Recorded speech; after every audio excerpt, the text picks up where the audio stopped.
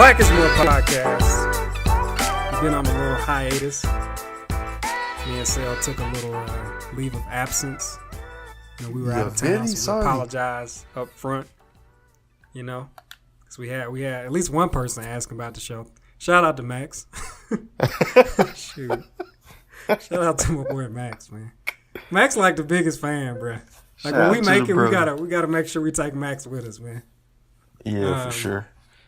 And my boy Mike Hall, he asked about it. He says he told me he gotta take us out to dinner before we blow up, before we forget about him. So yeah, I hope. Shout out to Mike speaking Hall. of blowing up, man, this will be the first official podcast that we put on YouTube. So, really quickly, if you are a first-time listener on YouTube, two favorite hosts right here. Marcel, Aaron. We're not going to give you too much of a depthy introduction as to who we are. You'll kind of find out as you listen more. But what I do want to talk about is what the show is about. So if you're listening for, a second or third or fourth or fifth time or whatever, you probably heard this before, but just in case, we got some new listeners on YouTube, and Sal, you can hop in here anytime you want. But so Black Is Moor Podcast. So what our focus is to start a conversation about issues in the black community. That's kind of the main meat and potatoes. But we talk about anything, like anything that is kind of in the headlines right now, things dealing with minorities. We really try to focus on black issues, like we said. And we like to throw some history lessons out there as well, because you can't really make progress until you know who you really are. And that's one of the big things that, I've come to learn from you, actually, Sal. Right. Just from doing this show and different conversations. So, I mean, as black people, gist, not to disrespect us at all, but, in a sense, we walking around like zombies because we don't know our true history. So therefore, we don't really know ourselves because we don't know our past. So, from time to time, we plan on, going back and talking about historical things and stuff that, that you guys don't normally know or would think of. Just simple stuff, just like Jesus' birthday, how you have the whole BC and AD, and how, history is basically, or the years or the calendars of current times are basically made upon whatever the Christians said. Clearly, there was civilization in life way before, 3700 BC or whatever you want to call it.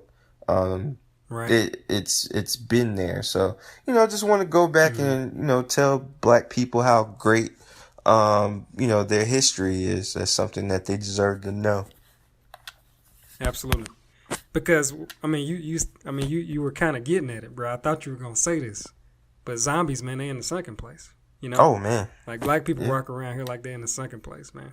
Yeah. So, but yeah, I think that's 100% accurate. Those are things that you can look forward to if you are a first-time listener. So hopefully you come back and join us for some future episodes.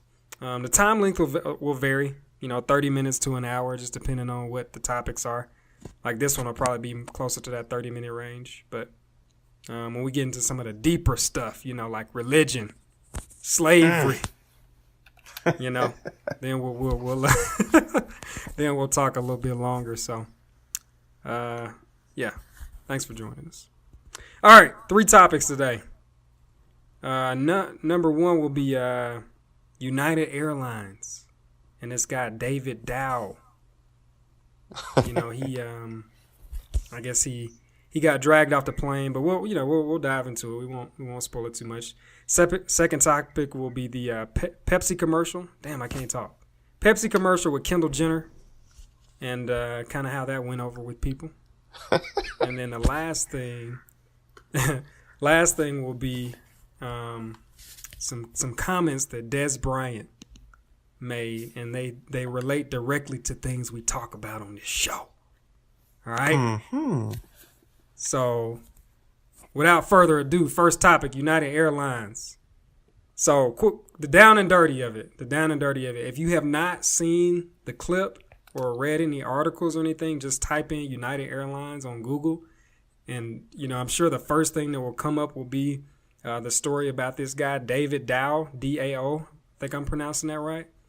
But pretty much what happened is, so he was getting on a flight, a United Airlines flight, and the flight got overbooked. They had crew members that worked for United that needed to get on the flight, I guess, to go work at another destination. This is something that is pretty common in flights.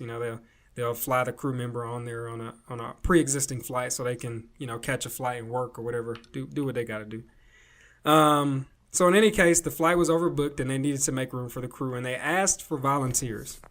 Nobody volunteered. They offered up to $800 if somebody could leave the next day. And David Dow was one of the people who was randomly selected to, get taken off the plane.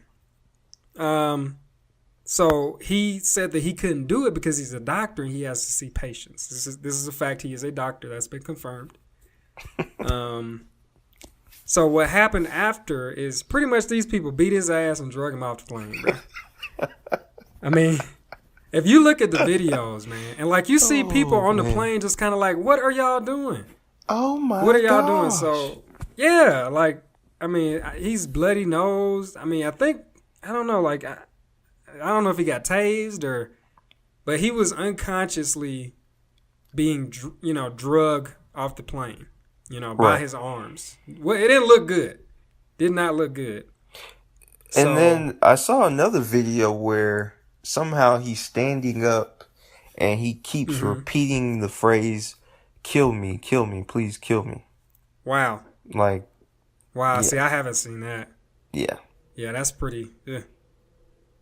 That's pretty heavy, man. But what are your thoughts on that, man? So bad. Well, I have a couple thoughts, but I don't really want to focus too much on it because, one, everybody, I feel sorry for the guy, okay? I really do. Mm-hmm. Everybody's talking about how, it was messed up, how they did him. I'm looking at the glass half full. And in the sense, the reason why I'm looking at it, or as a result, I'm even more pissed off. So the glass half full says, at least he's alive. Okay. I thought about if a black man were in that position or just in everyday life or whatnot. So many times a black man comes out not alive in that situation. I'm trying to figure out how the hell were they able to do what they did without, killing the man. And I was hoping that police would take that same initiative and do the same with black people. Now, of course, black people are going to stay alive to sue you for wrongly abusing them. Yeah. But at the same time, a life is saved. That's, that's what I was thinking at first. Second, I was like, watch, as time goes by, the news will make this guy into a criminal or some type of terrible past. And what happened, what was it, today? They basically I saw said... an article today about it. So he was basically handing out pills to a guy in exchange for sex. That's what the New York Post is actually saying right now. Ooh, am I surprised? No, because people need to understand, as long as you're a minority, I don't care if you're, you're Asian, if you're Indian, you're Arab, whatever those other minority groups that think they're better than blacks in general, guess what? At the end of the day, you're a minority. So after black people and Hispanic people are done being murdered and stuff like that, guess who's next? You are. You're not part of white supremacy. I don't know why. I don't know why so many minority groups that aren't black, they really swear that they're better or above black people.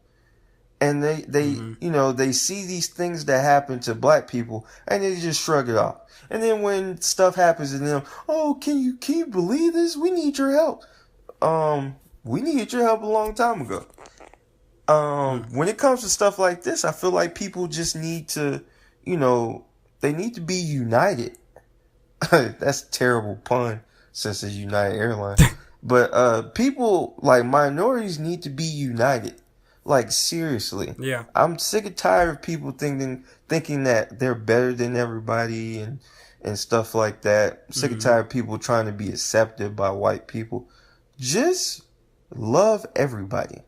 Now, as far as, going back to the whole plane incident, $800 is cool and all, but if I got somewhere to go and I really need to go, you need to up that incentive even more. And that shows you how greedy the United Airlines, or just America in general, is so greedy that they want to make as much money as possible.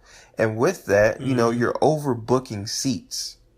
And to pick a guy who's a doctor who has patients to see, regardless of his past. They didn't know it at that time, but regardless of his past, like, you have to let that man like get on the plane and go to wherever his destination is. Now, if there's people saying, "Oh, I'm going on a plane for a vacay or something like that," okay, maybe you could wait a day or something. But for that guy, I mean, to randomly pick him and for him to give you a good reason, I don't see why it had to go the way that it did. But am I surprised? Hell no. Welcome to being black, 101. And then, like, I didn't hear any kind of reports from people on the plane saying that the guy was, combative or anything like that.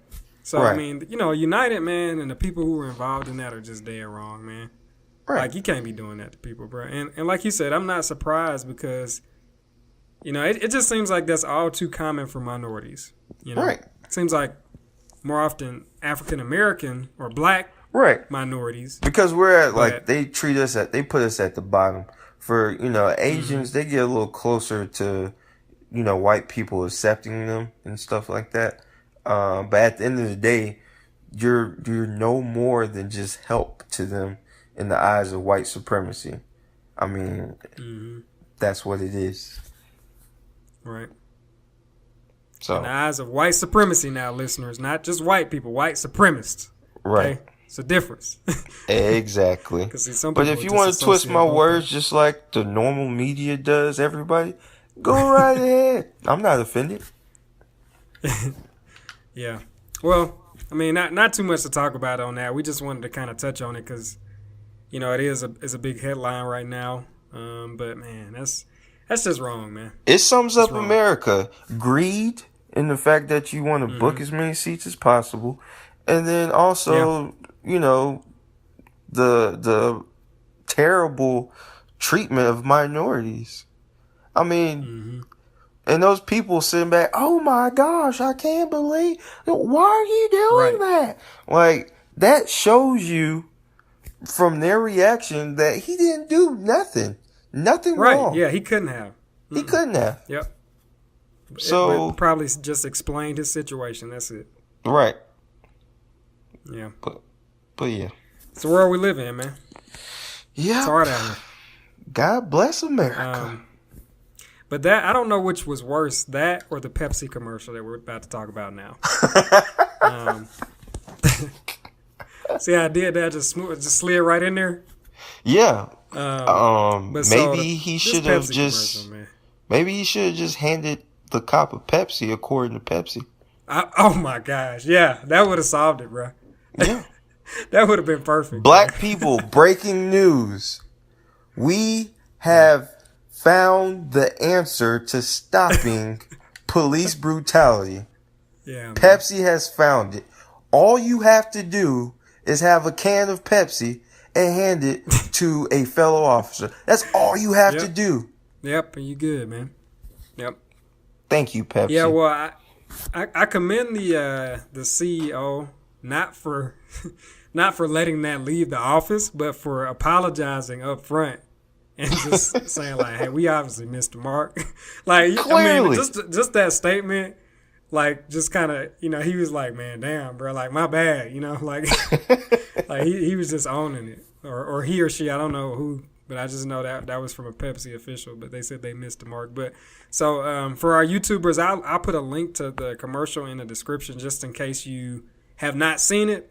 But just to give you a little visualization through verbalization, there's a Pepsi commercial with Kendall Jenner. Why are they famous, bro? Like, I'm tired of talking about these people, man. Like, they got a show about their life. Like, I don't care. They're famous because of Kim Kardashian's sex tape. Yeah. So therefore, they become these things called socialites, where you do absolutely nothing. You walk around and paparazzi, takes pictures of you. Out of that, they somehow find you interesting enough to make a TV show. Your momager, which they call Kris Jenner, she decides to just put everybody on television and in photo shoots and everything. Somehow, Kendall Jenner, her skinny behind, is a model. So that's why they booked Kendall. Well, thank you for that. That was a short one. I think that was accurate too. That's just kind of how things have played out for that family. But in any case, she was in this Pepsi commercial, and the commercial is, I guess, of a peaceful protest. I mean, like, these people are just kind of skipping down the street, like men, women, black man, white women out there. Like, I see a Muslim, and woman. She has the headdress on, and Kendall just comes out here. And I guess the protest gets to a stopping point. They run into some police officers. And she hands a Pepsi, like you were kind of alluding to. She hands a Pepsi to the police officer. And, everything's just cool. So, I mean, obviously... Drinks it. Right. And the police officer looks at his fellow officers and is like, "Hey, I think we should back off." Good. Yep, we good. Yeah. That's what. So Khalif Browder, man, he just needed a Pepsi, bro. Yeah, it's pretty much what we're saying. Eric Garner was like, and see, that is what, just chill. That is what is getting people upset. Yeah, the fact that they're kind of downplaying essentially some pretty important movements that have been happening over the past few years.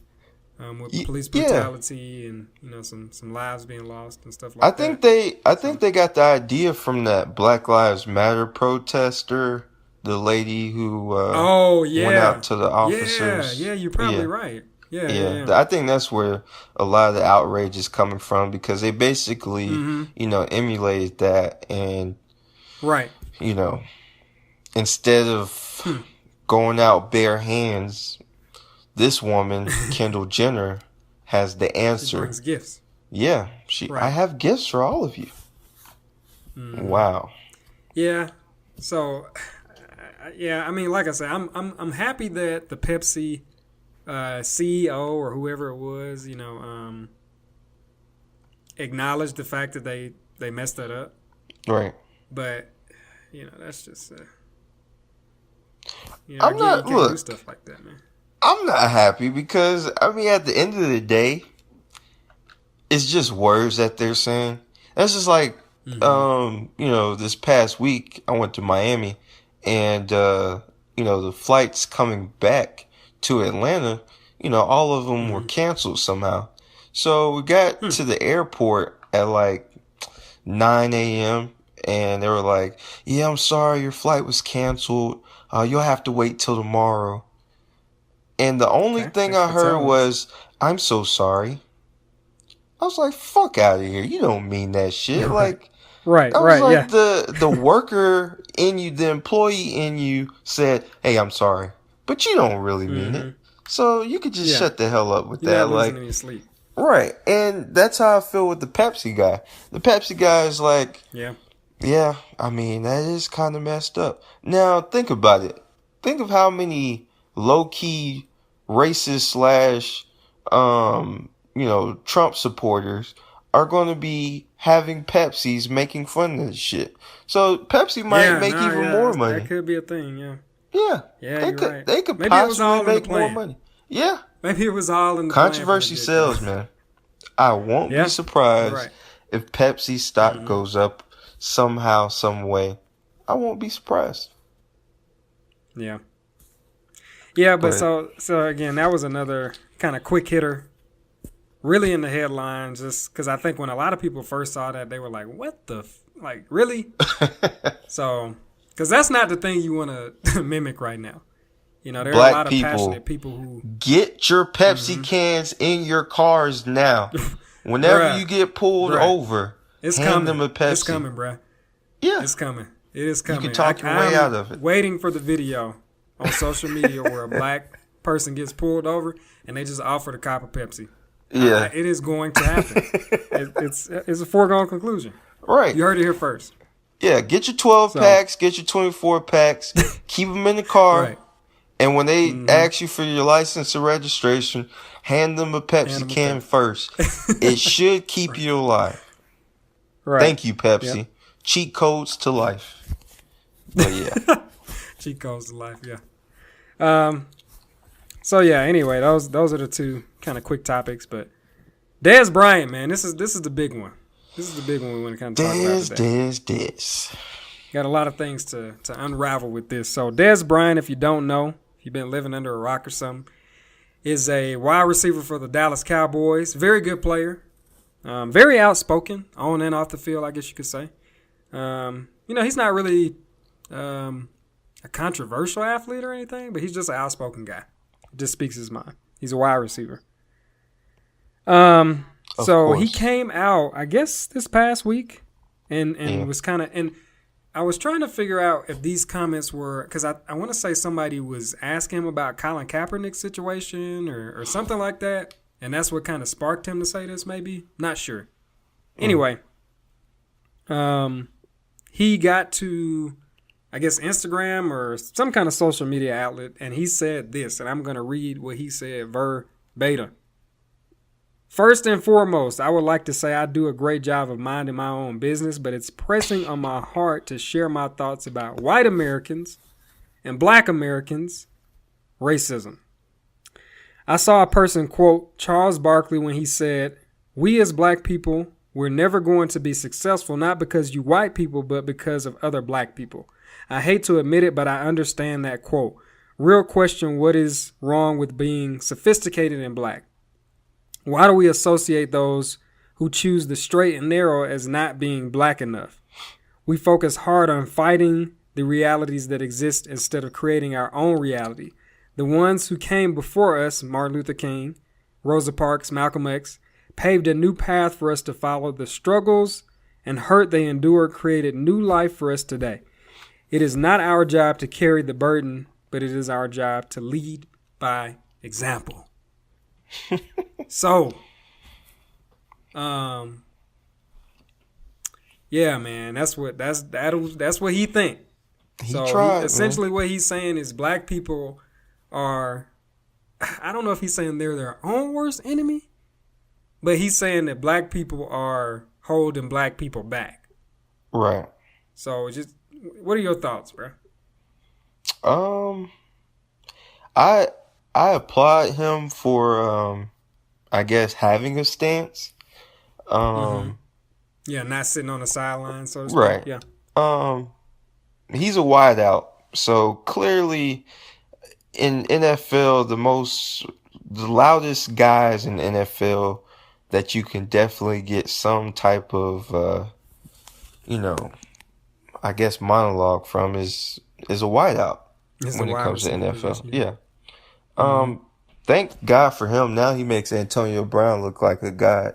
But basically, I see where he was going. Basically, he's trying to say that black people, they need to stop pointing fingers at racism or slavery and stuff like that, and basically get to work or empower yourself, which I kind of agree with.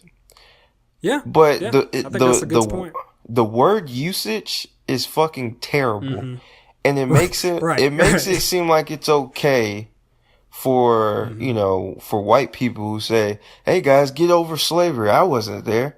I'm sorry." But, with all this oppression and, people have to understand when it comes to racism, basically you have the white supremacy or the white superiors. They're basically ahead of everybody, and they keep other minorities or whatever down.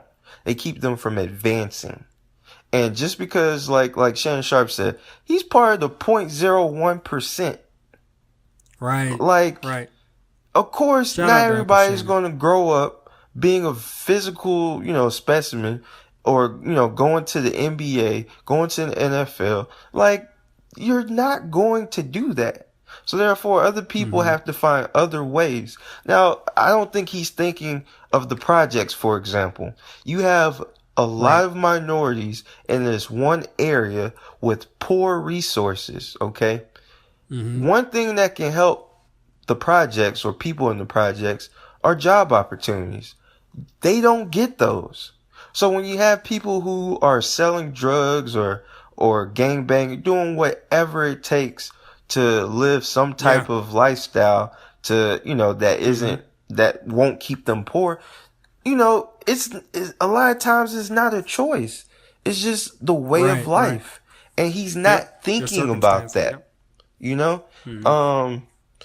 not thinking about, what slavery does psychologically to black people. Like I said earlier, black people in general, we're zombies. We don't know who we exactly are.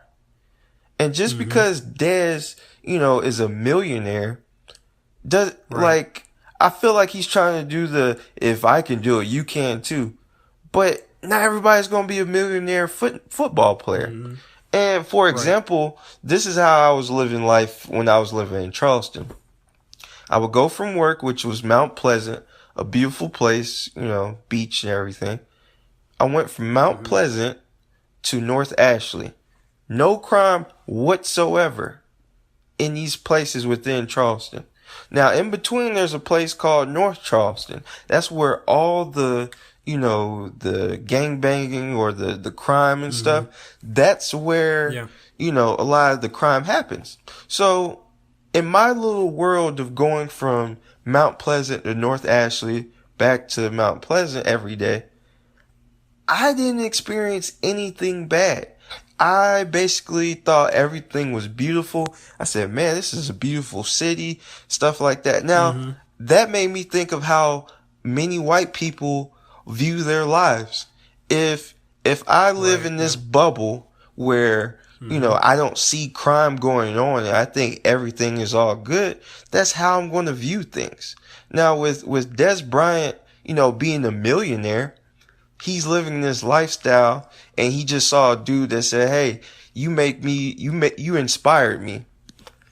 Of course, the dude inspired you. I mean, athletes should inspire people, every day, but they shouldn't inspire them to be athletes. They should inspire them to be more.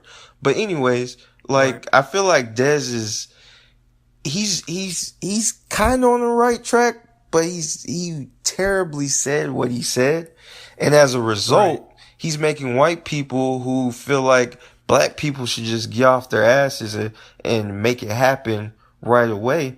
He's making it okay for them to say shit like that by saying the shit that he just said. So that that's my stance on it. And I think like you said, Shannon Sharp was making some comments on it on Undisputed, and he used the term personal accountability as to what Dez is kind of getting at, as far as he personally took accountability for his circumstance and changed it. Right. He's very open about his story, Dez Bryant is, and that, he didn't grow up in the best neighborhood or, have a lot of resources and things like that. Right. So I think he's just thinking, since he was able to come out of that everybody should be able to do that. Which, to a certain extent, I understand. Like, I do believe that you are the master of your own destiny. If you want something bad enough, you can do it. I believe that. Right. But sometimes the circumstances don't allow people to achieve the type of success that you have, And this is something that I think is pretty common for, unfortunately, black people who kind of get a lot of money. Because I remember Lil Wayne, bro, just getting on camera, just straight embarrassing us, man. Like he didn't do anything or say anything. His comments, I should say, were more extreme than Dez's, but he was kind of along the same lines, and just that, he didn't feel like racism existed. Right. And I don't think Dez is saying that, but I think he's just saying that we shouldn't be blaming other races for our circumstance. But here's the thing about Lil Wayne and Dez Bryant: from a very young age, these boys have been told, probably by white people with money, that they can walk on water because they know that one day they're going to make them a lot of money. You know what I'm saying?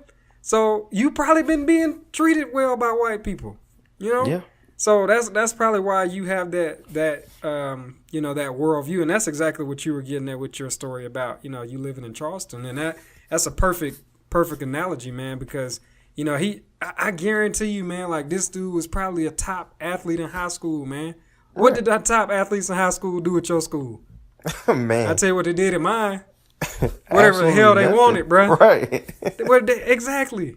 You know what I'm saying? Because you putting people in the stands, man. Even though you ain't making money at that point, you have power, you have influence. Right.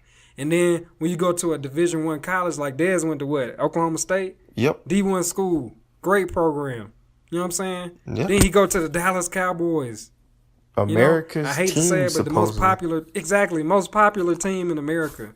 Right. From age probably 16, 17 until now in his, late 20s or whatever he is, he's been told that he is the man. He has not had to experience the same adversity.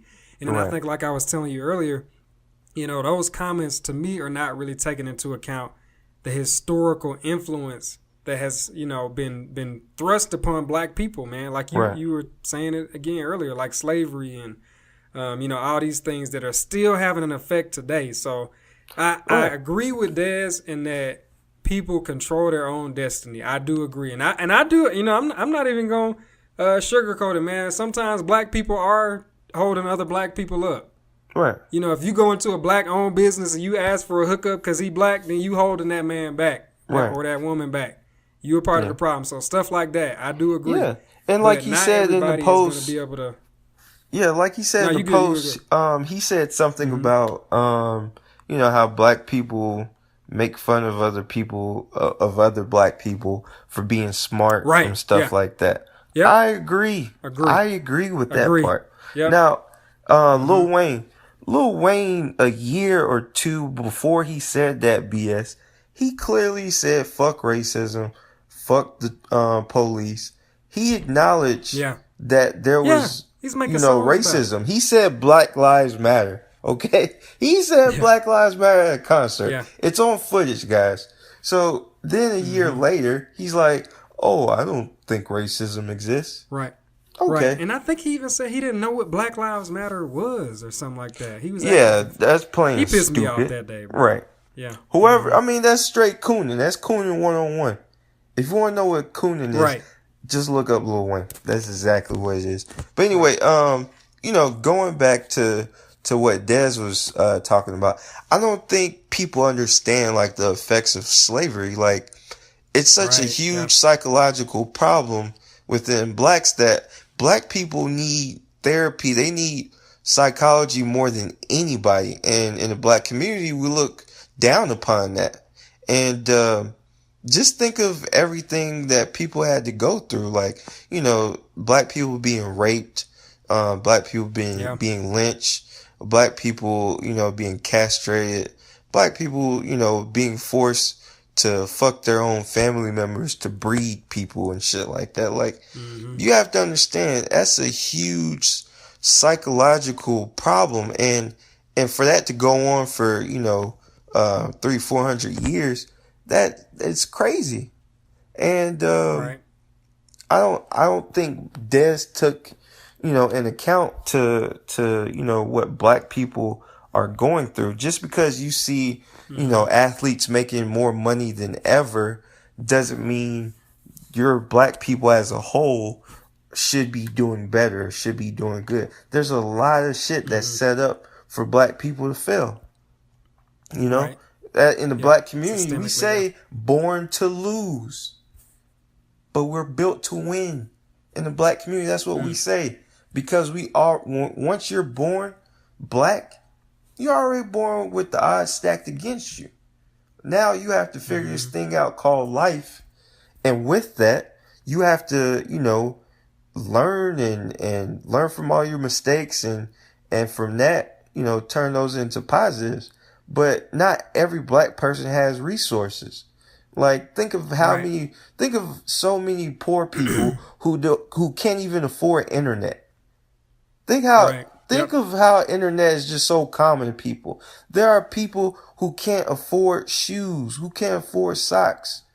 He's not, like, how the hell are you supposed to be, doing so much on your own when you don't have role models? Like, a lot of my friends, including you, have a father in their life.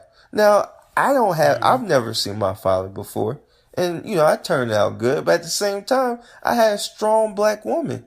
How many women we know in the black community aren't even there for their children because of certain circumstances? It takes a lot to go in your favor somehow, some way. Yeah.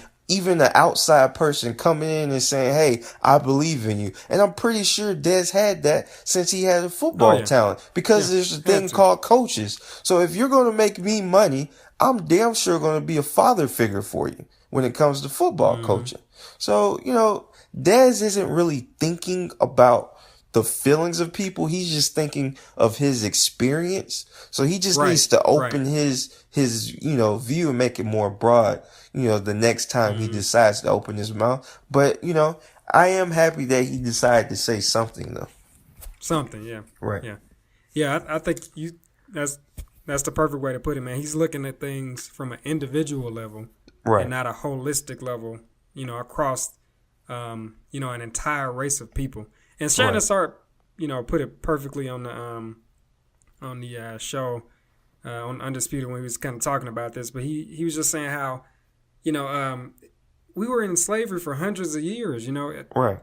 There's no way we can come out of those effects just by by having a black president, or by having millionaires who are black. That's going to take a lot of time for things to correct themselves, if they ever do. Right. And so but he just wasn't. Yeah, I give him the fact that black people as a whole, a lot of times they don't want to see you succeed. I give you that, but it's not them. It's the effects of slavery. Right. So for you to just sweep that under the rug, you're not really being truly thoughtful or sensitive to the fact that this results back to slavery. So once he, I guess, has a better mentorship, or once he starts reading more or traveling more, he'll understand. But I like the fact that he said something though. Yeah, agreed.